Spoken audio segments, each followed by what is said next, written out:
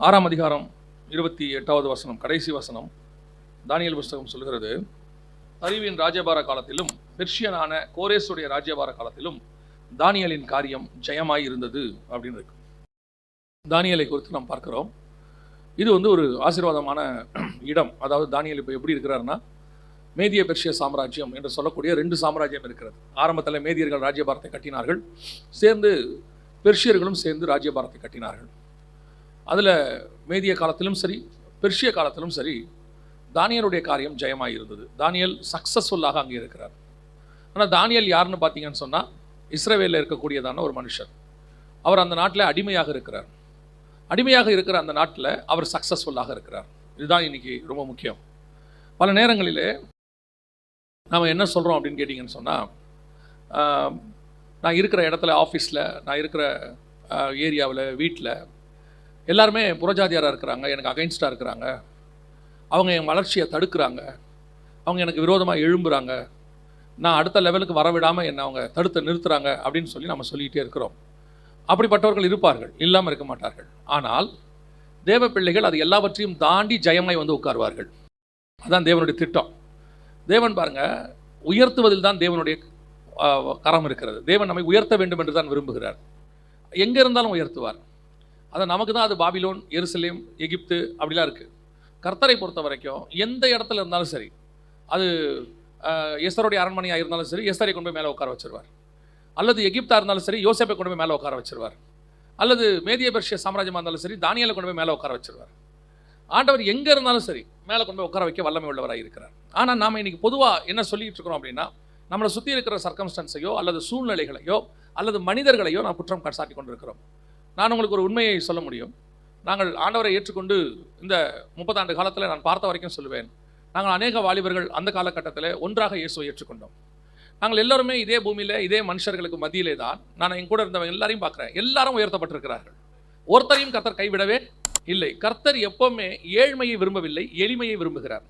இந்த டிஃப்ரென்ஸ் இருக்குது அது ரெண்டுத்துக்கும், ஏழ்மைக்கும் எளிமைக்கும், சிம்பிளிசிட்டிக்கும் பாவர்ட்டிக்கும் டிஃப்ரென்ஸ் இருக்குது. நம்ம பொதுவாக என்ன செய்கிறோன்னா, ஏழ்மையாக இருக்கிறது, நம்ம ஏழ்மையை குறித்து பேசவே இல்லை, எளிமையை குறித்து பேசுகிறோம். தேவன் நம்மை தரித்திரத்தில் இருக்க வேண்டும் என்று விரும்பவில்லை. எப்பவுமே சோதனை வரும், சோதனை இல்லாமல் கிடையாது. அந்த சோதனையோட முடிவு ஒரு உயர்வாக இருக்கும், ஒரு ஆசீர்வாதமாக இருக்கும். கர்த்தர் அப்படிதான் வச்சிருக்கிறார். அதான் இல்லைன்னா யோசிச்சு பாருங்க, இல்லைன்னா அந்த பூமியில் நீங்களும் நானும் இந்நேரம் காணாமல் போயிருப்போம். கர்த்தர் நம்ம எல்லாம் உயர்த்தினதுனால தான் நம்ம எல்லாம் ஏதோ ஒரு ஸ்டேட்டஸில் உட்காந்துருக்கோம். ஆஃபீஸ்லையோ ஸ்பிரிச்சுவாலிட்டிலையோ ஏதோ ஒரு இடத்துல கர்த்தர் நம்மளை உயர்த்தி இருக்கிறார். உயர்த்தினால தானே உட்காந்துருக்கிறோம். அதே மாதிரி தான் தானியேலையும் பார்த்தீங்கன்னா, எல்லா சாம்ராஜ்யத்திலும் தானியேல் கிட்டத்தட்ட 3 ராஜாக்களை பார்க்கிறார், 3 விதமான ராஜாக்களை பார்க்கிறார். பாபிலோனிய ராஜாக்களை பார்க்கிறார், மேதிய ராஜாக்களை பார்க்கிறார், பெர்ஷிய ராஜாக்களை பார்க்கிறார். இந்த 3 ராஜாக்கள் காலத்திலும் தானியேலுடைய காரியம் எப்படி இருக்கிறது? ஜெயமாய் இருக்கிறது, சக்சஸ்ஃபுல். இன்னைக்கு நம்ம அந்த சக்சஸுக்கு தான் போராடிட்டு இருக்கிறோம். நான் எப்படி சக்சஸ் ஆகுறது, நான் என்ன செய்யறது? நம்ம அதுக்கு பல நேரங்களில் பழிகளை தூக்கி யார் மேலேயாவது போட்டுக்கிட்டு இருக்கிறோம். அவங்க என்ன இப்படி பண்ணிட்டாங்க, இவங்க இப்படி பண்ணிட்டாங்க, அவங்க எனக்கு விரோதமாக இந்த மாதிரி காரியங்கள்லாம் செஞ்சுட்டாங்க. இது எல்லாத்த விட அபத்தமாக ஒன்று சொல்லுவாங்க. என்னன்னு கேட்டிங்கன்னா, ரட்சிக்கப்படாதவங்களை விட்டுருங்க. ரட்சிக்கப்பட்டவங்க சொல்லுவாங்க, எங்களுடைய சொந்தக்காரங்களாம் எங்களுக்கு விரோதமாக ஏதோ சூனியம் வைக்கிறாங்க, மாந்திரிகம் வைக்கிறாங்கப்பாங்க. ஆனால் வசனம் என்ன சொல்லுதுன்னா, இஸ்ரவேலுக்கு விரோதமாய் குறி சொல்லுகிறதும் இல்லை, யாக்கோபுக்கு விரோதமாய் மாந்திரிகமும் இல்லை, எதுவுமே கிடையாது. அப்படி இருக்கும்போது எப்படி அதெல்லாம் தடுத்து நிறுத்த முடியும்? செய்கிறவர்கள் செய்வார்கள், ஆனால் எதுவும் உங்களை என்னையும் தாக்காது. ஏன்னா கர்த்தர் இது எல்லாத்துக்கும் மேலானவர். அவர் இது எல்லாத்துக்கும் மேலான சர்வ வல்லமை உள்ள ராஜா. அப்படி இருக்கும்போது கர்த்தர் உங்களை என்னையும் உயர்த்தாமல் இருக்கவே மாட்டார். ஆண்டவரே சொல்றார், அவர் எவ்வளவுக்கு எவ்வளவு அவர் நாமத்தை அவர் உயர்த்தினாரோ அவர் தான் சொல்றார், நான் உயர்த்தப்பட்டிருக்கும் போது உங்களை என்னிடத்துல இழுத்துக்கொள்வேன். அப்போ உயர்வு என்பது தேவனுடைய திட்டங்களில் ஒன்று. அதை முதல்ல புரிஞ்சுக்கணும். உயர்வு என்பது கர்த்தர் நமக்கு வச்சிருக்கிற படிகள்ல அதுவும் ஒன்று. ஆனால் அந்த உயர்வை பெறுவதற்கு சில வழிமுறைகள் இருக்கிறது. நமக்கு எப்பவுமே இது என்ன காரணத்தினாலே தெரியாது, நம்ம எப்பவுமே இந்த மேட்சிக்கை விரும்புகிற ஆட்களாக மாறிட்டோம்.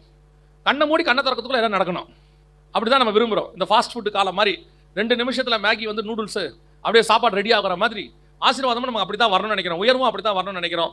ஒரு கடன் 10 லட்ச ரூபா கடனாகி போயிடும். திடீர்னு ஜோமணி ஆண்டவர் எப்படியாவது கடனை மாற்றுவாரா, நாளைக்கு காலையில் மாறணும்னு நினைப்போம். ராத்திரி யாராவது பெட்டியோட வாசலில் வச்சுட்டு போனால் நல்லா இருக்கும்ட்டு வாசலை திறந்து பார்க்கறது. அப்படியெல்லாம் நடக்காது. ஆனால் கர்த்தர் மாற்றுவார். அதுக்கு ஒரு ப்ரொசீஜர் இருக்குது. எதையுமே ஆண்டவர் அப்படி தான் செஞ்சு வச்சிருக்கிறார். இயேசு கிறிஸ்து பலியாகி உலகத்தின் பாவத்தை மீட்கிறதுக்கு அவருக்கே ஒரு ப்ரொசீஜர் இருந்துச்சு. குழந்தையா பிறந்து 30 வருஷம் அடங்கி இருந்து 3.5 வருஷம் ஊழியம் பண்ணி அதுக்கப்புறம் தான் அவர் சிலுவையை சுமக்க முடிஞ்சிச்சு. For each and every thing there is a procedure, ப்ரோட்டோகால்னு சொல்லுவாங்க. அப்படி ஒன்று இருக்குது.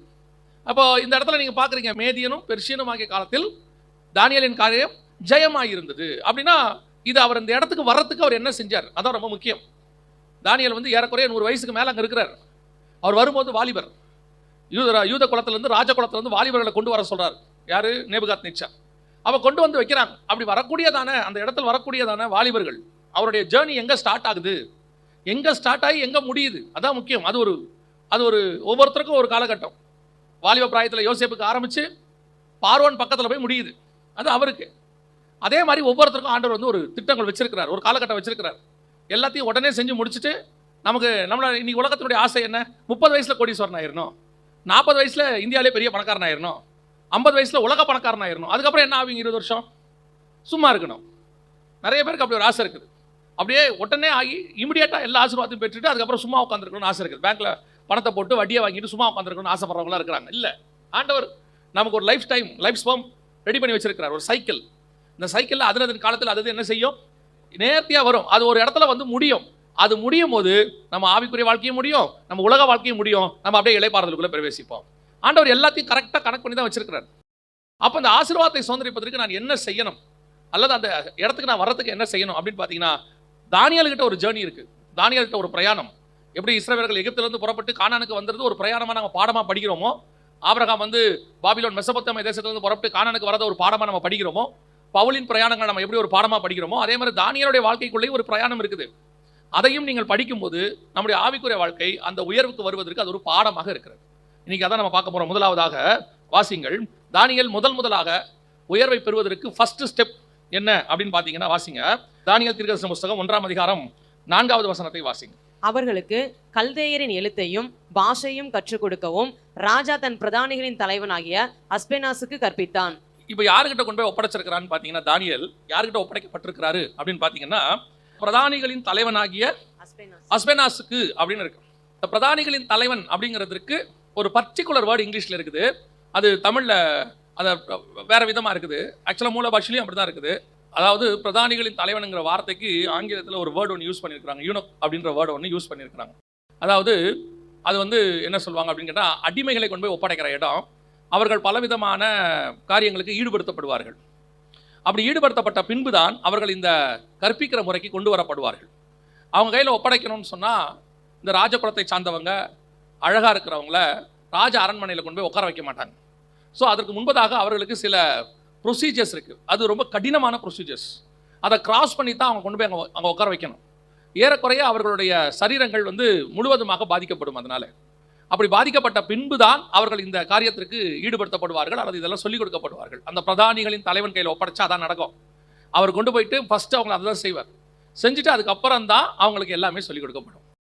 இப்போ நீங்கள் இந்த வசனத்தின்படி பார்த்தீங்கன்னு சொன்னால், பிரதானிகள் தலைவன் கையிலே ஒப்படைக்கப்படுகிறது அப்படின்னா, அவர் மேதிய பெர்ஷிய காலத்தில் உயர்வாய் பெறுவதற்கு முன்பதாக, ஏறக்குறைய 70-80 வருஷத்துக்கு முன்பதாக அவருடைய பிரயாணம் எங்கே ஆரம்பிக்குது அப்படின்னு பார்த்தீங்கன்னா, அடிமைகளோடு கூட ஆரம்பிக்கிறது. எங்கேருந்து? பாபிலோனிற்கு எருசலேமிலிருந்து இஸ்ரவேலிலிருந்து கொண்டு வரப்பட்ட அடிமைகள் லிஸ்ட்டில் தான் தானியேல் இருக்கிறார்.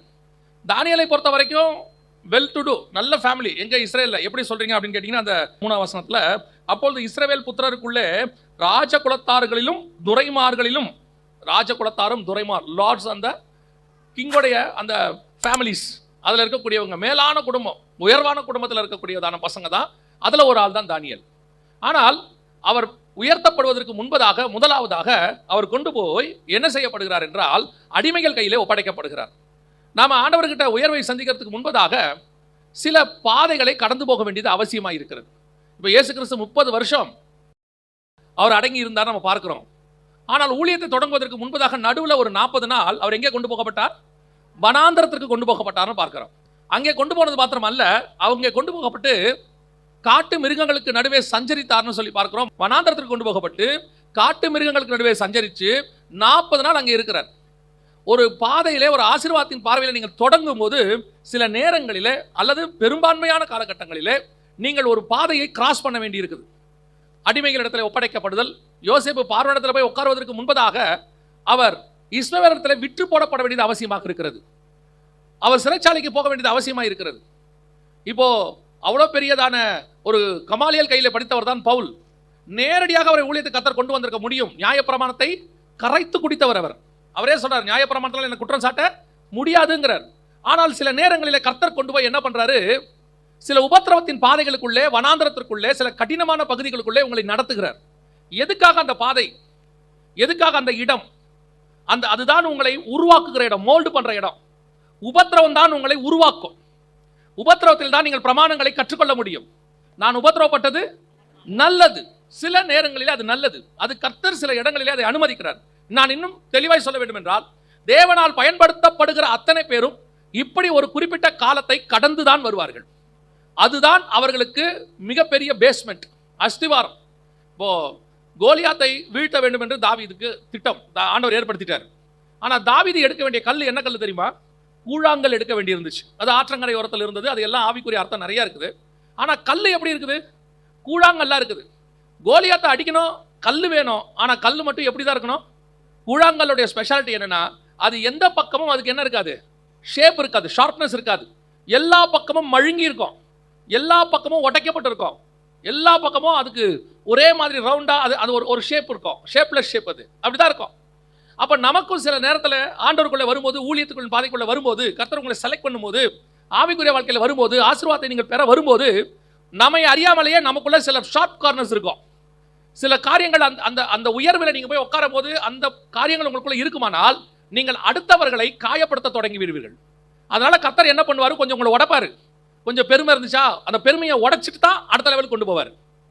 உங்களுக்குள்ள சில விதமான தலகணம் இருக்கும், படிப்பை பற்றின இருக்கும், அல்லது நீங்கள் பிறந்த குலத்தை பற்றி இருக்கும், இல்லை நீங்கள் வச்சிருக்கிற ஆஸ்தியை பற்றி இருக்கும், இல்லை நீங்கள் வாங்க சம்பாத்தியத்தை பற்றி இருக்கும், நீங்கள் ஒர்க் பண்ண ஏதாவது ஒரு ஆர்கனைசேஷனை பற்றி இருக்கும். அதுலேருந்து எடுத்துகிட்டு வந்துடுவார் கர்த்தர். எடுத்துகிட்டு வந்து உங்களை எங்கே உட்கார வைப்பார் தெரியுமா?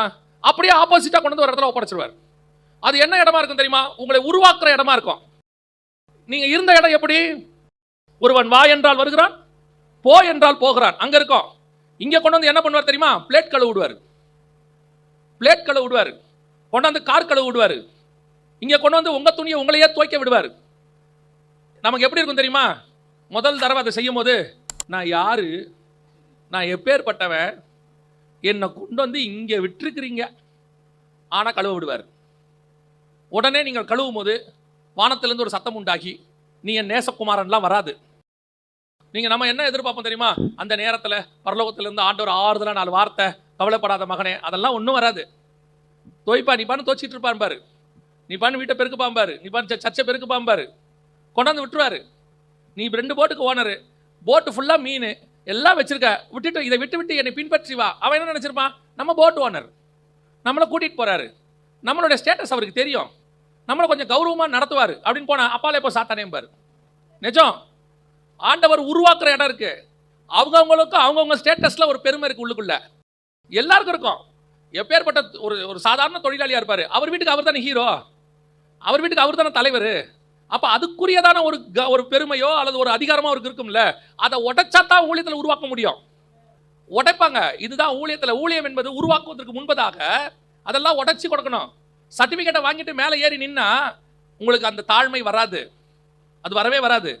யார் கையிலையாவது ஒப்படைக்கப்படணும் கொஞ்சம் நாளைக்கு, அவர்கள் உருவாக்கணும். நான் படிச்சுட்டு சர்டிபிகேட் வாங்கிட்டு ஊழியத்துக்கு வரத குற்றமாவே சொல்லலை. ஆனால் நீங்கள் சில காலம் ஏதாவது ஒரு ஊழியக்காரன் கையிலே அசிஸ்டண்டாக இருக்கணும், சில இடத்துல ஒப்படைக்கப்படணும். அவன் கையில் ஒப்படைக்கப்பட்டு நீங்கள் மோல்டு பண்ணப்படணும், உருவாக்கப்படணும். உருவாக்கப்படாமல் நீங்கள் மேலான இடத்திற்கு போகவே முடியாது. அதான் ரொம்ப முக்கியம். இதான் தானியேலுடைய ஃபர்ஸ்ட் பார்ட். அவன் ஒப்படைக்கப்பட்டான் ஒரு சிலட்ட ஒரு குறிப்பிட்ட காலகட்டம் வரைக்கும். எத்தனை வருஷம்? 3 வருஷம் ஒப்படைக்கப்பட்டான். பவுல் போய் அரபு தேசத்தில் எத்தனை வருஷம் இருந்தார்?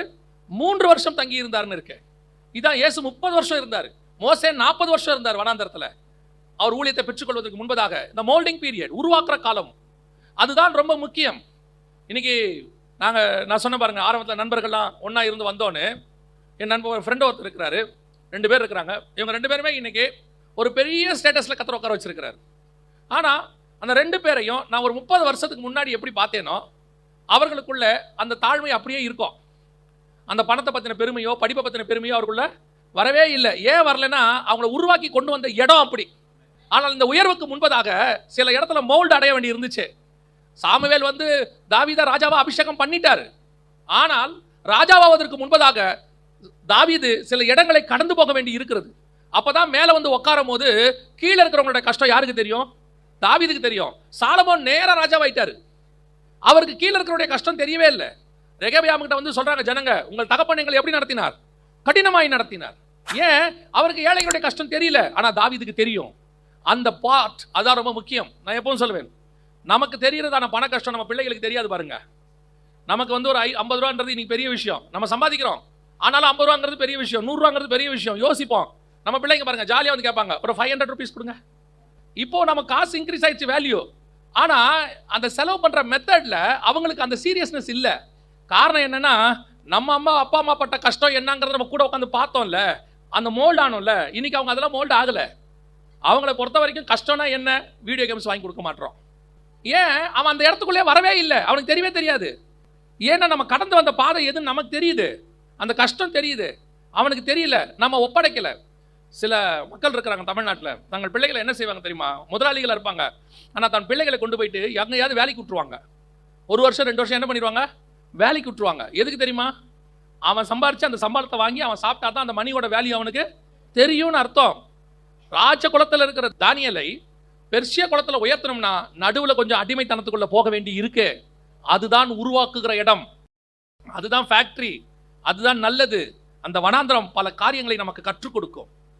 எப்பவுமே ஒன்று மட்டும் எனக்கு ஆண்டவர் சொன்னது நான் உங்களுக்கு சொல்றேன், கர்த்தர் வனாந்திரத்தின் பாதையிலே நடத்துவார், ஆனால் வனாந்திரத்திலே கொல்ல மாட்டார், அதில் பத்திரமாய் பாதுகாத்து கொண்டு வருவார்.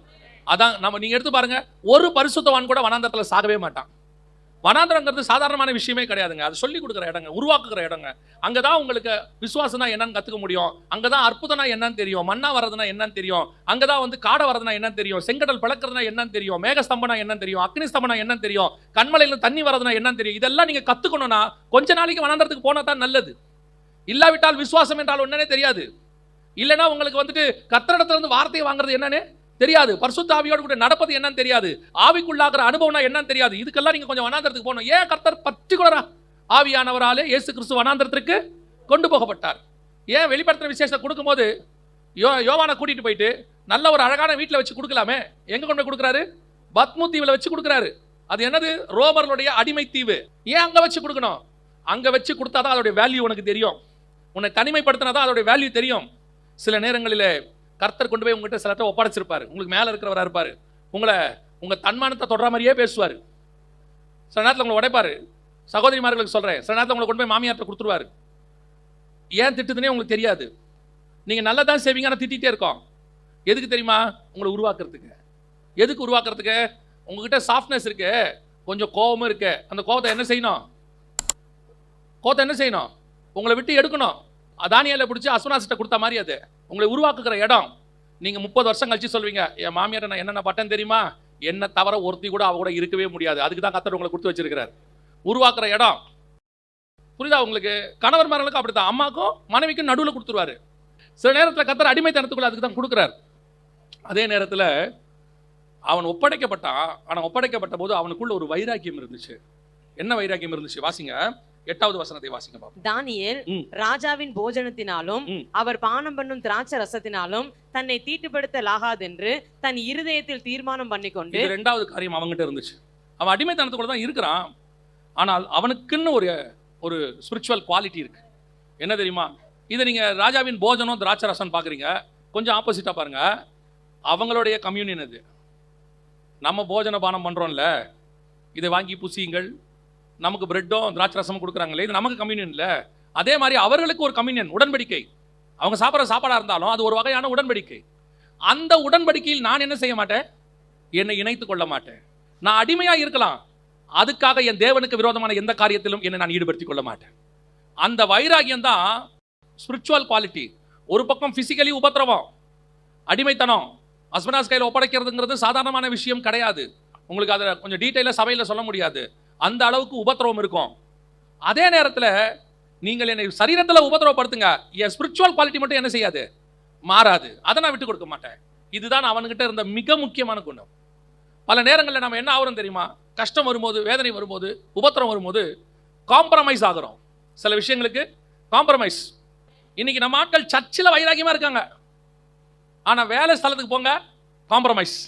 அங்கெல்லாம் அவ்வளோ அப்படி இருந்தாலும் முடியாதுங்க, கொஞ்சம் அப்படி இப்படி அட்ஜஸ்ட் பண்ணி போனால் தான் நம்ம போக முடியும். ஒரு நாட்டில் ஒரு இன்கம் டேக்ஸ் ஆஃபீஸ், அந்த ஆஃபீஸில் இருக்கக்கூடிய சீஃபான ஒரு ஆஃபீஸர், அவர் லஞ்சம் வாங்க மாட்டார். அப்போது அங்கே வரக்கூடிய மேல் அதிகாரி, புது அதிகாரி சொல்கிறார், நீங்கள் இத்தனை லட்சம் எனக்கு லஞ்சம் வாங்கி மாதம் மாதம் கொடுக்கணும் அப்படின்னு சொல்கிறார். அப்போ அவரையும் சொல்கிறார், நான் கொடுக்க மாட்டேன். அவர் சொல்கிறார், நீ கொடுக்கணும், இல்லைன்னா வேலையை விட்டு தூக்குவேன். அப்போ அவர் சொல்கிறார், நீங்கள் வேலையை விட்டு தூக்கிறாதீங்க, நானே ரிசைன் பண்ணிடுறேன். நீ என்ன தூக்க வேண்டிய அவசியம் இல்லை, நானே போகிறேன். இல்லைங்க, இன்கம் டேக்ஸ் ஆஃபீஸ் வேலையை விட்டு போகிறீங்க. ஆஃபீஸ் வேலையை விட எனக்கு என்னுடைய பரிசுத்தம் முக்கியம், எனக்கு பரலோகம் முக்கியம். இன்னைக்கு நம்ம எந்த இடத்துல இருக்கிறோம் பாருங்க. எனக்கு வேலை தேவை, அதனால் நான் என் தேவனை துக்கப்படுத்த முடியாது, வேதனைப்படுத்த முடியாது. இந்த வைராக்கியம் வேணும். இந்த வைராக்கியம் இருந்தால் கர்த்தர் உங்களை உயர்த்துவார். நாம் என்ன செய்வோம்? இந்த வைராக்கியம் இருந்தால் வேலை போயிடும். இந்த வைராக்கியம் இருந்துச்சுன்னா நமக்கு தேவையான இது கிடைக்காது, யாரையாவது பகைக்க வேண்டி இருக்கும். நான் என்ன செய்யணும்? நான் ஆரம்பத்துலேருந்து நான் பார்த்ததை நான் உங்களுக்கு சொல்கிறேன். கர்த்தருக்காக வைராக்கியம் பாராட்டினவர்கள் தோத்ததாக சரித்திரமே கிடையாது. அவங்க கண்ணுக்கு முன்னாடி கர்த்தர் உயர்த்தி கொண்டு மேலே உட்கார வச்சிருவார். இல்லையா, உங்களுக்கு கர்த்தர் உங்களை நிச்சயமா ஆசீர்வதிச்சிருவார், காப்பாற்றிடுவார் எப்படியும். ஆனால் நமக்கு மட்டும் அந்த வைராக்கியம் இருக்கணும். தேவனை பற்றின வைராக்கியம், உலக வைராக்கியம் வேண்டாம், தேவனை பற்றின வைராக்கியம். பல நேரத்தில் எவ்வளோ காம்ப்ரமைஸ், சில உயர்வுகளுக்காக எவ்வளோ நம்மால் காம்ப்ரமைஸ் ஆகி போகிறோம் தெரியுமா? இப்போ கொண்டு போயிட்டு நீங்கள் காம்ப்ரமைஸ் ஆகி கர்த்தருக்கு விரோதமான காரியங்களை செஞ்சு, ஆனால் கேட்டு பாருங்க, உலக பிரகாரமாக அப்படி இருந்தால் தாங்க அட்ஜஸ்ட் பண்ணி போக முடியும். மனைவி இருக்காங்க, பிள்ளை இருக்கிறாங்க, குடும்பத்தை காப்பாற்றணும். குடும்பத்தை நாம இப்படி செஞ்சு காப்பாற்றுறதை விட நீங்கள் வைராக்கியமாக இருந்து பாருங்க, உங்கள் குடும்பத்தை தேவன் காப்பாற்ற வல்லமை உள்ளவராக இருக்கிறார். ஒரு நாள் கர்த்தர் கைவிடவே மாட்டார். அடிமைத்தனத்துக்குள்ள தான் இருக்கிறேன், ஆனால் என்னால் இதெல்லாம் முடியாதுங்க. உங்கள் உடன்படிக்கையில் நான் கை வைக்க மாட்டேன். அது உங்களுடைய போஜனம், உங்களுடைய திராட்சை ரசம். ஏன் திராட்சை ரசம் வேற, ஏன் போஜனம் வேற, ஏன் உடன்படிக்கை வேற. அதை தொடுகிறவன் இதை தொடமாட்டேன். ஆபிரகாம்கிட்ட வந்து சொல்றாங்க, சோதோம் ராஜா வந்து சொல்றாரு, எல்லாவற்றையும் எடுத்துக்கொள்ளும், ஜனங்களை மாத்திரம் தாரும். ஆபிரகாம் சொல்றாரு, பாதராட்சியின் வார கூட தொடமாட்டேன். ஏன்? இப்பதான் நான் கம்யூனியன் கையில் வாங்கியிருக்கிறேன். இப்பதான் மெல்கிசேதேக்கு வந்து அப்பமும் ரசமும் கொடுத்துட்டு போயிருக்கிறாரு. அப்பமும் ரசமும் கையில் வாங்கினேன்னா சோதோமுடைய பொருளில் கை வைக்க மாட்டேன். ஏன்? சோதோமுடைய பொருள் தீட்டான பொருள், சோதோமுடைய பொருள் அழிவுக்கான பொருள். அந்த பொருளில் என்னால் என்ன செய்ய முடியாது? கை வைக்க முடியாது. என்ன நீ பெரிய பெரிய இவனா நீ கேட்பாங்க. ஆமா, நான் பெரிய இவன் தான். கர்த்தரை பொறுத்த வரைக்கும் அவருடைய விஷயத்தில் வைராக்கியத்தில் நாங்கள் பெரிய இவர்கள் தான். பரவாயில்ல, இருந்துட்டு போட்டோம், அவன் என்ன வேணா சொல்லிட்டு போட்டோம். கர்த்தருக்காக வைராக்கியம் பாராட்டி பாருங்க. வெளிநாட்டில் 2003 வேலைக்கு போகும்போது நாங்கள் ஒரு 7-8 பேர் ஒன்றா போனோம். ஒவ்வொருத்தருக்காக வேலை கிடைக்கிது. அப்போ எனக்கு ஒரு வேலை கிடச்சிச்சு. இந்த வேலை கிடைச்ச உடனே இந்த ஓனர் கேட்டார், 7 நாளும் வேலை பார்க்கணும்னு சொன்னார்.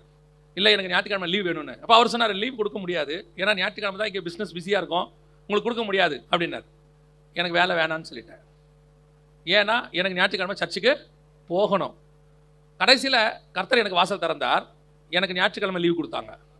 யாருக்குமே கிடையாது, எனக்கு மட்டும் லீவ். ஞாயிற்றுக்கிழமை ஆராதனைக்கு போவேன், அதுவும் 3 மணி நேரம் டிராவல் பண்ணி போவேன். நான் தான் சொல்கிறேன், நீங்கள் வைராகமாக இருந்து பார்த்தால் கர்த்தர் உங்களுக்கு வாசலை திறப்பதற்கு வல்லமை உள்ளவராக இருக்கிறார். இதுதான் முதலாவது உயர்வு. தேவ சமூகத்தில் எப்பவும் சரி, கர்த்தருடைய விஷயத்தில் மாத்திரம் விட்டே கொடுக்கக்கூடாது, யாருக்கிட்டையும் விட்டு கொடுக்கக்கூடாது. அதனால தான் பைபிள் சொல்லுது, பெற்றோருக்கு கூட எப்படி கீழ்ப்படியணும்? கர்த்தருக்குள் கீழ்ப்படியணும். கர்த்தருக்கு வெளியே நான் கீழ்ப்படிய வேண்டிய அவசியம் இல்லைன்னு அர்த்தம். கர்த்தருக்குள் கீழ்ப்படியணும். அதே நேரத்தில் கர்த்தருக்காக வைராக்கியத்தோடு நிற்கணும். இந்த வைராக்கியம் உங்களுக்கு இருக்குமானால் அடுத்த கட்டத்துக்கு கர்த்தர் உயர்த்த வல்லமை உள்ளவராக இருக்கிறார். அல்லேலூயா. இவ்வளவு வைராக்கியமா இருந்தா இப்போ தானியேல் எங்க போயிட்டான் பாருங்க. வாசிங்க, தானியேல் தீர்க்கதரிசன புத்தகம் 2ஆம் அதிகாரம் 49வது வசனம் வாசி. தானியேல் ராஜாவை வேண்டிக் கொண்டதின் பேரில் அவன் சாத்ராக்கையும் மேஷாக்கையும் ஆபேத்நேகாவையும் பாபிலோன் மகாணத்து காரியங்களை விசாரிக்கும்படி வைத்தான். தானியேலோ வென்றால் ராஜாவின் கொலு மண்டபத்தில் இருந்தான். ராஜாவின் கொலு மண்டபம் என்ன தெரியுமா? இங்கிலீஷ்ல வந்து பாத்தீங்கன்னா கிங்ஸ் கேட்னு இருக்கும். அப்படின்னா என்ன அர்த்தம் தெரியுமா? எங்க போயிட்டாங்க? ராஜாவுக்கும் மக்களுக்கும் நடுவிலான ஒரு மிக முக்கியமான ஸ்தானத்துக்கு வந்துட்டான். எங்கிருந்து எங்க வந்துட்டான்? அடிமையான இடத்திலிருந்து ராஜாவுக்கு கீழான அடுத்த லெவலுக்கு வந்து சேர்ந்துட்டான். இவ்வளவுக்கும் அவனுக்கு இருந்த ஒரே காரியம் என்ன தெரியுமா? வைராக்கியம். அந்த அடிமைத்தனத்துக்குள் இருக்கிறவனுக்கு இருக்கிற வைராக்கியம் அவனை கொண்டு போய் மேல உட்கார வச்சிருச்சு. எல்லாரும் சாப்பிட்டாங்க. அவன் சொல்லிட்டான், ஹஸ்பண்ட், நான் சாப்பிட மாட்டேன், நீங்க என்ன பாருங்க, என்ன கொஞ்சம் 30 நாளைக்கு பாருங்க, அதுக்கப்புறம் சொல்லுங்க. பார்த்தான், 30 நாள்ல ஒன்றும் மாற்றம் இல்லை. 3 வருஷம் அப்படியே விட்டான். கர்த்தர் கொண்டு போய் உயர்த்தி மேலே உட்கார வச்சுட்டார். நீங்கள் மாத்திரம் வைராக்கியமா இருக்கணும். மனுஷனுக்காக எதையும் மாற்றக்கூடாது, கர்த்தருக்கான வைராக்கியம். அதனால்தான் பவுல் சொல்வார், ஆவியிலே வைராக்கியம் கொண்டு. பவுல் கிறிஸ்துவே தேவன் என்று திருஷ்டாங்கப்படுத்த தொடங்கினார். அந்த வைராக்கியம் வரணும். பணமோ, பெரிய சர்ச்சோ, பெரிய ஊழியக்காரரோ, இல்லை மிகப்பெரிய எவாஞ்சலிஸ்டோ அவங்க கூப்பிட்டு செய்தி கொடுக்க சொல்றாங்கன்ட்டு அவங்க எதிரில் ஒரு செய்தி, அவங்க இல்லாத போது கொஞ்சம் சின்ன சர்ச்சை, சின்ன ஊழியக்காரராக இருந்தால் அவங்கள பிடிச்ச ஒரு செய்தி. இல்லை, எல்லாருக்கும் ஒரே மெசேஜ் தான், ஒரே விஷயம்தான், நோ காம்ப்ரமைஸ். நீங்கள் செஞ்சு பாருங்க, கர்த்தர் உங்களை கொண்டு வந்து மேலே உட்கார வைக்க வல்லமை உள்ளவராக இருக்கிறார். அதுவும் இந்த காலத்தில் ஒரு ஸ்பெஷாலிட்டி என்ன தெரியுமா? அப்படி வைராகியமாக பேசுகிறவங்க குறைஞ்சிட்டாங்க. ஸோ நமக்கு பெரிய வேகன்சி இருக்கு, நிறைய போஸ்டிங் இருக்கு. நீங்கள் வைராகியமாக பேச ஆரம்பிச்சிங்கன்னா பரலோகம் உங்களை அப்படியே தூக்கி கொண்டு போய் மேலே உட்கார வச்சிரும். நீங்கள் பேசி மட்டும் பாருங்க, கர்த்தர் உங்களை கொண்டு போய் கொலு மண்டபத்தில் உட்கார வச்சிருவார். கர்த்தர் கொண்டு போய் ராஜாவுடைய கேட்டில் உட்கார வச்சிருவாரு. தேவன் தம்மோடு கூட உங்களை உட்கார, நம்ம பொறுத்த வரைக்கும் அவர் தான் ராஜா, நம்மளை கொண்டு உட்கார வச்சிருவார் ஆண்டவர். நீடு என்ன தெரியுமா? செய்ய வேண்டியது என்ன தெரியுமா? நான் குறை உள்ளவனாக இருந்தாலும், அடிமைத்தனத்துக்குள் இருந்தாலும், என் ஆவிக்குரிய வைராக்கியத்தில் எனக்கு எந்த மாற்றமும் இல்லை. அதில் எனக்கு காம்ப்ரமைஸே கிடையாது. அதுதான் அவனை கொண்டு போய் கொலு மண்டபத்தில் உட்கார வச்சிருச்சு. உங்களுக்கு உயர்வு வரணும்னா இதுதான் ஃபர்ஸ்ட் ஃபார்முலா. ஃபர்ஸ்ட் இப்போ தானியேல் வந்துட்டார் கொலு மண்டபத்துக்கு. எங்க? பாபிலோனிய சாம்ராஜ்யத்தில் நேபுகாத் நேச்சார் இடத்துக்கு வந்துட்டார். இப்போ எல்லாம் சுமூகமாக போயிட்டே இருக்குது, நல்லபடியாக போயிட்டே இருக்குது. நல்ல ராஜா, இவன் மேலே ரொம்ப மரியாதை அவனுக்கு. இவருடைய தானியலுடைய தேவன் மேலேயும் அவருக்கு ரொம்ப நல்ல மரியாதை. ரொம்ப நல்லா போயிட்டு இருக்கும்போது திடீர்னு ராஜா செத்துட்டார். நமக்கு இப்படி தான் நடக்கும். எல்லாம் சுமூகமாக போயிட்டு இருக்கும்போது திடீர்னு சூழ்நிலை மாறிடும், அப்படியே அப்சைட் டவுனாக மாறும். ஏன் தெரியுமா அப்படி ஆண்டவர் மாத்துறாரு? நாம் சில நேரத்தில் என்ன நினைப்போம் தெரியுமா? நல்ல ராஜா, நல்ல சூழ்நிலை, நல்ல வீடு, நல்ல ஏரியா, நல்ல பாஸ்டர், இவர்கிட்டயே இப்படியே கடைசி வரைக்கும் நம்ம இருந்து காலத்தை ஓட்டிடலாம், இந்த இடத்துலையே அப்படியே ஓட்டிடலாம், நல்ல இடத்துல வேலை கிடச்சிருச்சு, இவர்கிட்டயே அப்படி இருந்தால் எப்படியோ அப்படியே நம்ம வாழ்க்கை ஓடிடுங்க அப்படின்னும் போது திடீர்னு அப்படியே கொலாப்ஸ் ஆகும், எல்லாம் மாறும். ஏன் தெரியுமா? நம்ம செட்டில் ஆகிற மூடுக்கு வந்துட்டோமா, இப்போ தேவனை தேடுறது குறைஞ்சிரும். இப்போ நமக்கு பிரச்சனையே இருக்காது, ஒன்றும் இருக்காதா? நீங்கள் யோசிச்சு பாருங்கள். ஒரு காலகட்டத்தில் ரொம்ப கஷ்டப்பட்டு வேலையில் கஷ்டப்பட்டு வரும்போது நாம் சர்ச்சுக்கு வேக வேகமாக ஓடி வருவோம், பார்த்துருக்கீங்களா? வேக வேகம். ஏன் தெரியுமா? அப்போ நமக்கு கஷ்டம், நமக்கு ஆறுதலுக்கு ஆண்டவர் மட்டும்தான் இருக்கிறாரு, வேறு யாருமே இல்லை. ஓடி ஓடி வருவோம். ஐயோ ஆராதனை 9 மணி, ATM கால் ஆயிடுச்சு, ஓடுவோம் ஓடி வருவோம். கர்த்தர் பார்ப்பாரு, அப்படியே படிப்படியாக உயர்த்துவார். இப்போ 2 வீலர் கார்லாம் வந்துடும். இப்போ பாருங்க, ஆராதனைக்கு 10 நிமிஷம் லேட்டு. கொஞ்சம் அப்படி மேலே வந்த உடனே, அதான் நீங்கள் பார்த்துருப்பீங்கன்னு நினைக்கிறேன், அப்படியே கொஞ்சம் பலகணியில் நடக்க ஆரம்பித்த உடனே, உப்பரிக்கையில் நடக்க ஆரம்பித்தா தேவனை பார்க்கறதுக்கு பதிலாக பத்சேபாவை பார்க்க தோணும். இந்த கீழே வனாந்தத்தில் ஓடிக்கிட்டே இருக்கிற வரைக்கும் அவருக்கு பத்சேபாலும் தெரியல, அபிகாயிலும் தெரியல, மீகாலும் தெரியல. அவருக்கு தெரிஞ்சதுலாம் தேவனே தேவனே தேவனே, துரத்துறான், கொல்றான், அடிக்கிறான், உதைக்கிறான், என்னை காப்பாற்றுங்க காப்பாற்றுங்கன்னு ஓடிக்கிட்டே இருந்தார். எல்லாம் காப்பாற்றி அரண்மனையை கொடுத்து நல்ல பால்கனியை கட்டி கொடுத்தா இப்போ தேவனே தேவனே இல்லை, பத்சேபாலே. ஏன்னா இப்போ நம்ம அப்படி சூழ்நிலை, அப்படி கொஞ்சம் உயர்வு வந்து நல்லா அப்படி வந்த உடனே நம்ம பார்வை மாறிடும். அந்த அளவுக்கு நிர்விசானம் வந்துருச்சு பாருங்க. காரணம் என்ன? ராஜாவுடைய கேட். நாம இப்போ கொஞ்சம் பீஸ்ஃபுல், கொஞ்சம் அப்படி. இப்போ ஆண்டவர் பார்த்தாரு, மாத்திரா சூழ்நிலை என்னாரு, கொஞ்சம் புரட்டி போட்டு பார்ப்போம். நல்லா போயிட்டு இருக்க நேரத்தில் கொரோனா வந்துடும். சர்ச்சுக்கு 1/2 மணி நேரம் லேட்டாக வரும்போது உனக்கு அந்த வைராக்கியம் போயிருச்சு இல்லை? நீ உனக்கு இருந்த வைராக்கியத்தை பார்த்தா நான் சந்தோஷப்பட்டு ஆசீர்வதிச்சேன். இப்போ உனக்கு என்ன போயிருச்சே? வைராக்கியம் போயிருச்சு. இப்போ கூட கர்த்தர் உன்னை தண்டிக்க விரும்பல, உணர்த்த விரும்புறாரு. இது வரும்போது கொஞ்சம் உணர்வு அடைஞ்சிட்டா நல்லதுன்றதுக்கு தான். திடீர்னு பெல்ஷாஷார் வந்துட்டாரு. எங்க வந்துட்டார்? பாபிலோனுக்கு ராஜா மாறிட்டார். பெல்ஷாஷார் வந்துட்டாரு. இவன் எப்பேற்பட்ட ராஜா? வாசிங்க, தானியேல் புஸ்தகம் 5ஆம் அதிகாரம் 3வது வசனம் வாசிங்க. அப்பொழுது எருசலேமில் உள்ள தேவனுடைய வீடாகிய ஆலயத்திலிருந்து எடுக்கப்பட்ட பொற்பாத்திரங்களை கொண்டு வந்தார்கள். அவைகளில் ராஜாவும் அவனுடைய பிரபுக்களும் அவனுடைய மனைவிகளும் அவனுடைய வைப்பாட்டிகளும் குடித்தார்கள். நல்ல கவனிங்க, இவன் எப்பேற்பட்டவன் தெரியுமா? தானியேலுடைய தேவன் மேல அவனுக்கு அன்பு கிடையாது, மரியாதை கிடையாது. தானியேலுடைய மரியாதை கிடையாது, ஒன்றும் கிடையாது.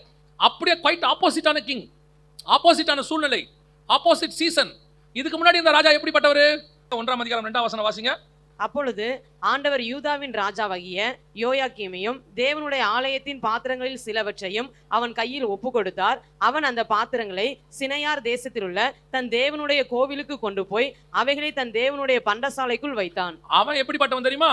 கர்த்தருடைய ஆலயத்தில் கொண்டு வந்த பாத்திரத்தை எங்க வைக்கிறான்? அவன் ஆலயத்தில் இருக்கிற ஸ்டோர் ரூம்ல வைக்கிறான். அதுக்கு ஒரு கனம் கொடுக்குறான், மரியாதை கொடுக்குறான். அது எங்க இருக்குன்னு அவனுக்கு தெரியுது. இவன் எப்பேற்பட்டவன் தெரியுமா? அடுத்து வந்தவன் அப்படியே ஆப்போசிட், தலைகீழ எடுத்துனாடான்னு சொல்லிட்டு அதுல மதுபானம் ஊற்றி குடிக்கிறான், கேவலப்படுத்துறவன். சில நேரங்களில் கர்த்தர் நல்லா போயிட்டு இருக்கும்போது யாருக்கையாவது பிடிச்சி கொடுத்துருவார். வரவனுக்கு நம்ம மரியாதை தெரியாது, முன்னாடி இருந்த அதிகாரிக்கு தெரிஞ்சிருக்கும், முன்னாடி இருந்த சுப்பீரியருக்கு நம்மளை பத்தி தெரிஞ்சிருக்கும், சூப்பர்வைசருக்கு. இப்போ இருக்கிறவருக்கு நம்மளை பத்தி ஒண்ணுமே தெரியாது. அவன் வரும்போதே யோ இங்க வாயாம்பான்.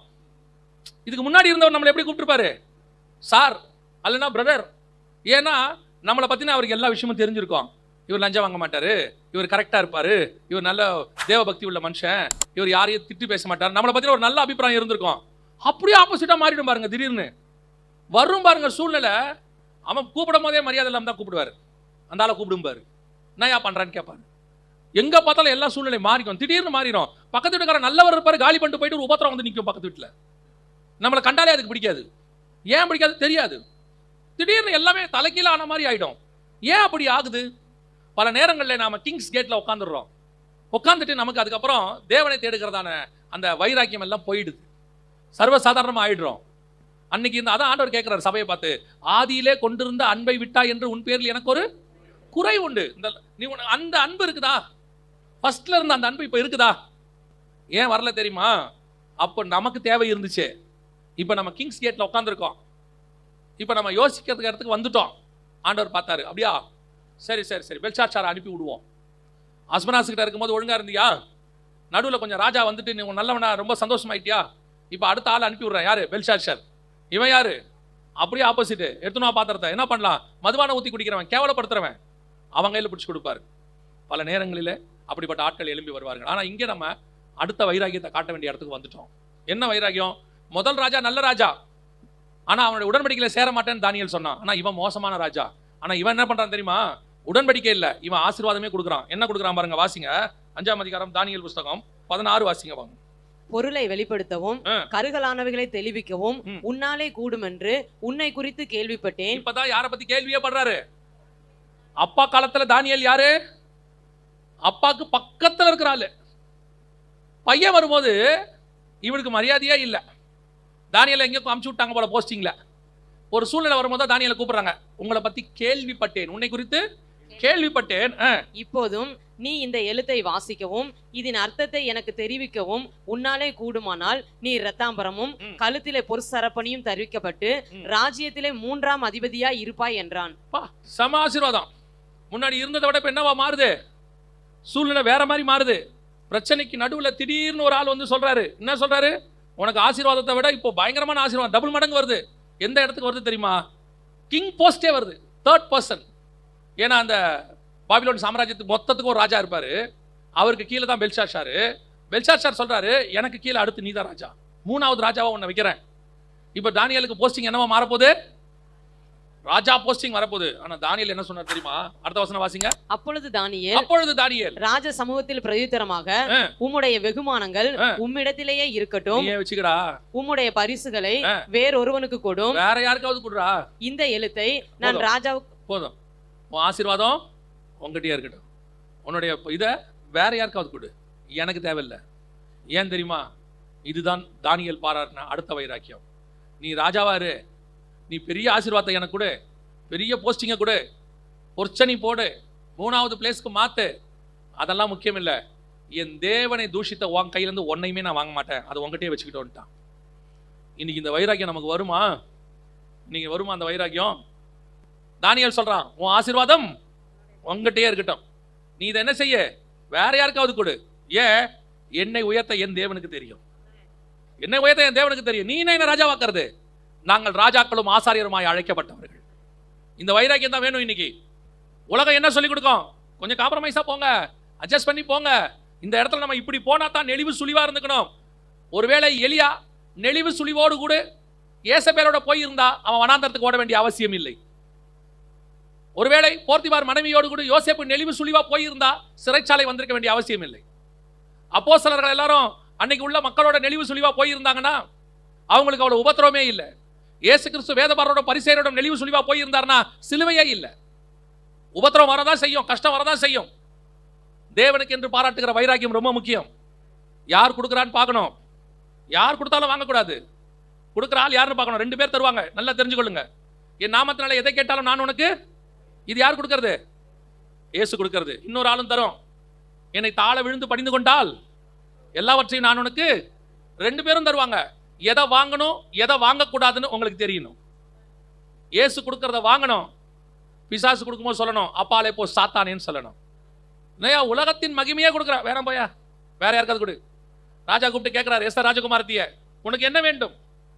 தேசத்தில் பாதி கேட்டாலும் நான் உனக்கு தருவேன் சொல்றார். தேசத்துல பாதி எவ்வளவு தெரியுமா? ராஜா சொன்னது எவ்வளவு தெரியுமா? நீங்க பாட்டு நினைச்சுக்காதீங்க ஏதோ ஒரு நாட்டில் பாதி தரேன்னு சொன்னாருன்னு. எஸ்தர் 1:1 வாசிங்க பார்ப்போம். இந்து தேசம் முதல் எத்தியோப்பியா தேசம் வரைக்கும் உள்ள 127 நாடுகளையும் அரசாண்ட அகஸ்வேருவின் நாட்களில் சம்பவித்ததாவது. எத்தனை நாடு? 127. அப்ப பாதினா எவ்வளவு? கிட்டத்தட்ட 64 நாடு, 63 நாடு.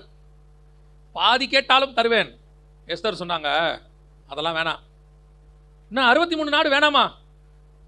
எஸ்தர் சொல்றா, வேணாம் ராஜா, விட்டுருங்க. அப்புறம் உனக்கு என்னதான் வேணும்?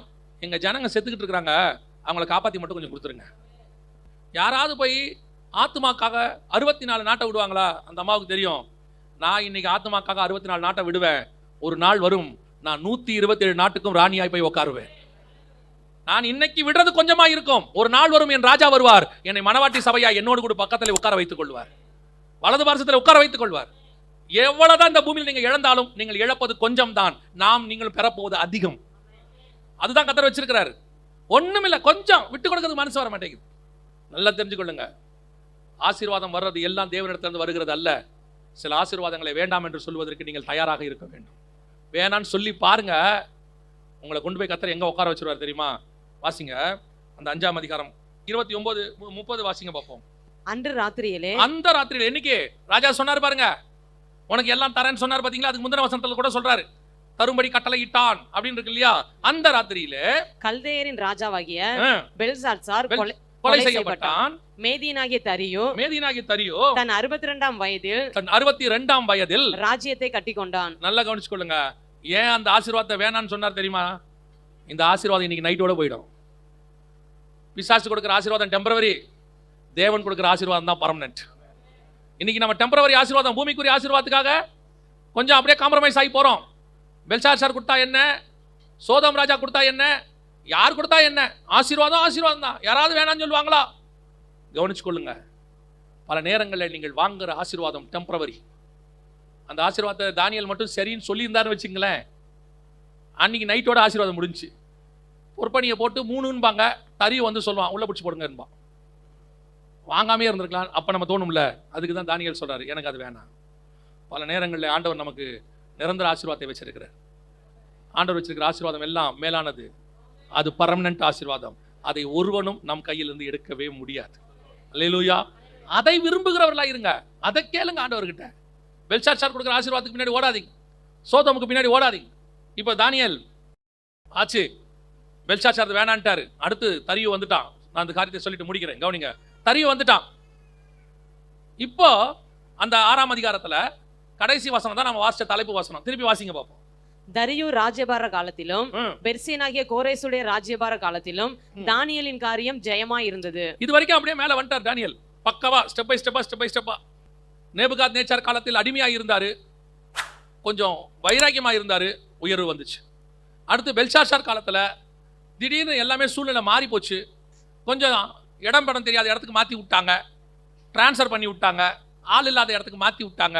தானியேல்னா யாருனே தெரியல பெல்ஷாத்சாருக்கு, கேள்விப்பட்டேனுங்கிறான். கொஞ்ச நாள் கர்த்தர் அப்படி ரெஸ்ட்ல விட்டாரு. ஏன் இப்படி எல்லாம் நடக்குது ஆண்டவரே? நான் கிங்ஸ் கோர்ட்ல நல்லா இருந்தேனே. ஆண்டவர் சொன்னார், நீ கொஞ்சம் அப்படி உட்கார், ஒரு நாள் வரும். ஒரு நாள் வந்தது, பெல்ஷாத்சார் கூப்பிட்டாரு, எல்லாம் உனக்கு தரேன், அர்த்தம் மட்டும் சொல்லு. இவன் சொல்றான், அர்த்தத்தை சொல்றேன், இதெல்லாம் எனக்கு வேண்டாம், நீயே வச்சுக்கோ. ஏன்? நீ கொடுக்குற ஆசீர்வாதம் எனக்கு வேணாம், என் தேவனை உன்னால் ஆசீர்வதிப்பார். அந்த நாள் வந்தது, உயர்த்துகிற காலம் வந்தது. தரியு ராஜா வந்தான். உள்ளே வந்த உடனே தரியு ராஜா காலத்துல தானியேலுக்கு ஒரு உயர்வை கர்த்தர் கட்டளையிட்டார். வாசிங்க 6ஆம் அதிகாரம் 3வது வசனம் வாசிங்க. இப்படி இருக்கையில் தானியேல் பிரதானிகளுக்கும் தேசாதிபதிகளுக்கும் மேற்பட்டவனாய் இருந்தான். தானியேலுக்குள் விசேஷித்த ஆவி இருந்தமையால் அவனை ராஜ்ய முழுமைக்கும் அதிகாரியாக ஏற்படுத்த ராஜா நினைத்தான். அடுத்த ப்ரமோஷன் எப்படி வருது பாருங்க. கொஞ்ச நாள் தான் கர்த்தர் உங்களை ஒதுக்கி வைக்கிறது, ஒப்படைக்கிறது. அஸ்பனாஸ் கையில ஒப்படைச்ச காலம் கொஞ்சம் 3 வருஷம். அடுத்த உயர்வு. நேபுகாத்நேச்சாருக்கு அப்புறம் ஒரு சின்ன மாற்றம், எங்கேயோ தூக்கி போட்டாங்க. இப்ப அடுத்த உயர்வு. இப்ப எந்த உயர்வு வருது தெரியுமா? தேசம் 127 தேசம் இருக்கு. எல்லா தேசத்துக்கும் அவர் என்னவா மாத்த போறாரு? அதிகாரியாய் மாத்த போகிறாரு. அப்படியே எல்லா சூழ்நிலை கணிஞ்சு வருது தானியேலுக்கு மனசுல. நம்மளா தானியேலா இருந்தா சொல்றேன், நம்ம பட்ட பாடுகளுக்கு என்ன வருது? பலன் வருது. இத்தனை நாள் கஷ்டப்பட்டதுக்கு என்ன வருது? ஆசீர்வாதம் வருது. எனக்கு தெரியும், அப்பவே என்ன இப்படி பண்ணும்போதெல்லாம் தெரியும், எல்லாம் ஓகே தான், எல்லா ஆசீர்வாதமும் வருது. அடுத்த சோதனையும் வருது. அடுத்த சோதனை என்ன தெரியுமா? வாசிங்க 8வது வசனம். ஆதலால் இப்போதும் ராஜாவே, மேதியருக்கும் பெர்சியருக்கும் இருக்கிற மாறாத பிரமாணத்தின்படியே அந்த தாக்கீது மாற்றப்படாதபடி நீர் அதை கட்டளையிட்டு அதற்கு கையெழுத்து வைக்க வேண்டும் என்றார்கள். அப்படியே ராஜாவாகிய தரியு அந்த கட்டளை பத்திரத்திற்கும் கையெழுத்து வைத்தான். தானியேலோ வென்றால் அந்த பத்திரத்துக்கு கையெழுத்து வைக்கப்பட்டது என்று அறிந்த போதிலும் தன் வீட்டுக்கு போதும். இதான் மூணாவது. ஃபர்ஸ்ட் அவங்க சாப்பாடை சாப்பிட மாட்டேன். ரெண்டாவது, மோசமான ராஜா கொடுக்குற ஆசீர்வாதத்தை வாங்க மாட்டேன். இப்போ மூணாவது ஸ்டேஜ் ஆசீர்வாதம் வரப்போகுது. தரியு பெர்சியன் ஆகிய கோரேசனுடைய நாட்களில் அவன் ஜெயமாக இருக்கிற காலம் வருது. அதுக்கு முன்னாடி ஒரு சோதனை வருது. என்ன சோதனை தெரியுமா? நீ பண்ணுற ஜபம், நீங்கள் பண்ணுற வேத வாசிப்பு, நீங்கள் போகிற ஆவிக்குரிய காரியம், நீங்கள் அப்பப்போ டைம் எடுத்து பண்ணுற ஊழியம், எல்லாத்துக்கும் மொத்தமாக செய்ய விடாதபடிக்கு ஒன்று வருது. எல்லாத்தையும் க்ளோஸ் பண்ணுற மாதிரி ஒன்று வருது. இது எதுவுமே என்ன செய்யக்கூடாது, செய்யக்கூடாது. அப்படி ஒரு சூழ்நிலை. கூட இருந்தவனே எழும்புறான். பல நேரத்தில் நம்ம உயர்வுக்கு அகைன்ஸ்ட் யாருன்னு கேட்டிங்கன்னா நம்ம கூடவே ஒருத்தர் இருப்பான். அவனே தான் இருப்பான். அங்கே அந்த பிரதானிகள் கூட இருக்கிற ஆட்களே தான். என்னடா நம்ம கூட இருக்கிறவன்ல ஒருத்தனை மேலே கொண்டு வர பார்க்குறாரு ராஜா, நம்மளை கொண்டு வரலையே அப்படின்னு அவனுக்கு என்ன வருது? கோபம், பொறாமை வருது. இதே மாதிரி ஆட்கள் நம்ம கூட இருப்பான். அப்படியே கூட இருந்துனே இருப்பான். நம்ம உயர்வை பார்த்தோன்னா அவனுக்கு என்ன வந்துடும்? பொறாமை வந்துடும். நமக்கே தெரியாமல் மேலே போய் போட்டு கொடுத்துருவான். நமக்கே தெரியாமல் நம்மளை பற்றி தப்பாக சொல்லிடுவான். நம்ம சாதாரணமாக சொன்னதை திருச்சி வேற மாதிரி சொல்லிடுவான். ஆனால் தானியேல் என்ன பண்ணார் தெரியுமா? நீ சொல்லிட்டு போ, நீ என்ன வேணா பண்ணிட்டு போ, நான் பண்ணுறதை நான் பண்ணிகிட்டே தான் இருப்பேன், நான் ஒரு நாளும் என்னை மாற்றிக்கவே மாட்டேன். அதில் பெரிய ஆசீர்வாதம் என்ன தெரியுமா? ரொம்ப ஆச்சரியம். சில விஷயம் இந்த வசனத்துக்குள்ளே இருக்கு. தானியேல் இந்த இது தெரிஞ்ச உடனே அந்த வசனம் சொல்லுது, கையெழுத்து வைக்கப்பட்டது என்று அறிந்த போதிலும் தன் வீட்டுக்குள் போய் தன் மேல் அறையிலே எருசலேமுக்கு நேராக பலகணிகள் திறந்திருக்க நம்மள என்ன பண்ணிடுவான்? க்ளோஸ் பண்ணிடுவான். எல்லாத்தையும் டைட்டா க்ளோஸ் பண்ணி ராஜா கட்டளை போட்டிருக்காரு. ஆனால் நம்ம ஜெபம் பண்ணணும். ஜபத்தையும் விட முடியாது. அதே நேரத்தில் யாருக்கும் தெரிஞ்சா பிரச்சனை ஆயிரும். தானியேல் சொன்னா ஓபன் பண்றா, எல்லாத்தையும் ஓபன் பண்ண, நம்ம ஜெபம் பண்ணுவோம். சொல்லும் போது தானியேலுக்கு ஏறக்குறைய 100 வயசு, கிட்டத்தட்ட 100 வயசு. ஏன்னா 70 வருஷம் அவர் அங்கே அடிமையாகவே இருந்துட்டார் பாபிலோன் காலத்தில். கிட்டத்தட்ட 70 வயசு. அவரு 70 வயசுல முழங்கால் போடுறாரு. முழங்கால் போட்டு பலகனியை திறந்து ஆஸ் யூஷுவல் நான் என்ன பண்ணனோ அதை செய்து கொண்டே இருப்பேன். சில நேரத்தில் உங்களுக்கு விரோதமாக எழும்பி உங்களை எல்லாம் செய்யணும்னு முடிவெடுக்கும் போது உடனே நம்ம ஒரு முடிவெடுப்போம். என்ன முடிவெடுப்போம் தெரியுமா? நம்ம போய் அதை முறியடிக்கிறதுக்கு நம்மளால் ஆன சில முயற்சிகள் என்ன செய்வோம். அப்போ மனுஷர் தயவு தேவையில்லையா? தேவை. ஆபத்து காலம் வரும்போது உனக்கு தேவையான மனுஷனை நானே அனுப்புவேன். அப்படி அனுப்புனாதான் அதுக்கு பேர் மிராக்கல். பல நேரத்தில் நமக்கு இந்த ஆட்களுடைய பேரெல்லாம் வச்சுக்கிட்டு அதில் ஒரு விதமான தைரியம் வரும். ஏதாவது யாராவது பிரச்சனை பண்ண உடனே நம்ம என்ன தெரியுமா சொல்லுவோம்? நமக்கு இந்த ஏரியாவில் இருக்கிற மிக முக்கியமான ஆளை தெரியுங்க, அவர்கிட்ட சொன்னால் போதும் இந்த பிரச்சனையை சால்வ் பண்ணிடுவார். ஆண்டவர் சொல்வார், எங்கே போய் சொல்லும்பார், பிரச்சனை சால்வ் ஆகாது. அப்புறம் நம்ம என்ன சொல்லுவோம் தெரியுமா? அவராலேயே சால்வ் பண்ண முடியலையாங்க, அதை விட பிரச்சனை பெருசாக போதான். ஆண்டவர் சொல்வார், அது போயிட்டே தான் இருக்கும். உனக்கு தேவையான ஆட்கள், உன் பிரச்சனையை சால்வ் பண்ணக்கூடியவங்க, உனக்கு கூட வரக்கூடிய பிரச்சனைக்கு உன் கூட நிற்கிறவங்க எல்லாரையும் ஏற்கனவே ஆண்டவர் ரெடி பண்ணி வெளியே வச்சிருக்கிறார். ஏற்ற நேரத்தில் அவங்க வருவாங்க, உங்களுக்கு உதவி செய்வாங்க, செஞ்சுட்டு போயிடுவாங்க. அவ்வளோதான். நீங்கள் யாரையும் தேட வேண்டிய அவசியமே இல்லை. இது ஒரு ஆவிக்குரிய வாழ்க்கையோட ஸ்டாண்டர்ட். நமக்கு உதவி செய்யறதுக்கு கர்த்தர் இருக்கிறார், அதுக்கு ஆட்களை நியமிச்சு வச்சிருக்கிறார். எல்லா இடத்துலையும் ஆண்டவர் ஆட்களை உட்கார வச்சிருக்காரு. நீங்கள் நினச்சிக்காதீங்க நமக்கு ஆளே இல்லை, யாருமே இல்லை, பிரச்சனை வந்தால் நமக்கு கூட நிற்கிறதுக்குன்னு. நம்ம ஆண்டவர் நமக்கு உதவி செய்யறதுக்கு எல்லா இடத்திலும் ஆட்களை உட்கார வச்சிருக்கிறார். அந்தந்த நேரம் வரும்போது அந்த உதவி செய்கிறவர்கள் தானாய் வருவார்கள், செய்வாங்க, போயிடுவாங்க. நீங்களும் நானும் எப்பவும் தேவனை நோக்கி பார்க்கிறவர்களா தான் இருக்கணும்.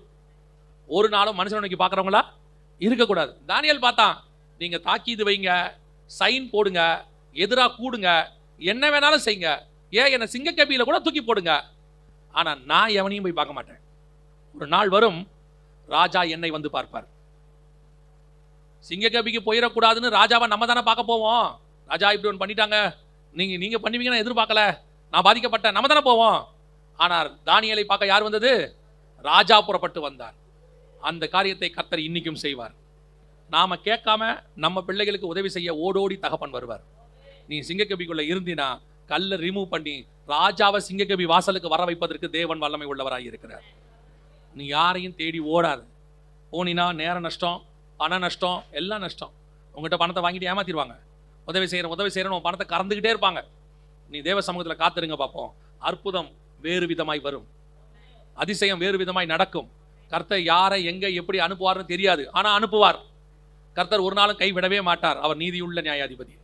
உலகத்தில் இருக்கிறவனிலும் நம்மில் இருக்கிறவர் பெரியவர். எல்லா சூழ்நிலைகளிலும் கூட நிற்பார். இன்னைக்கும் நிற்பார்.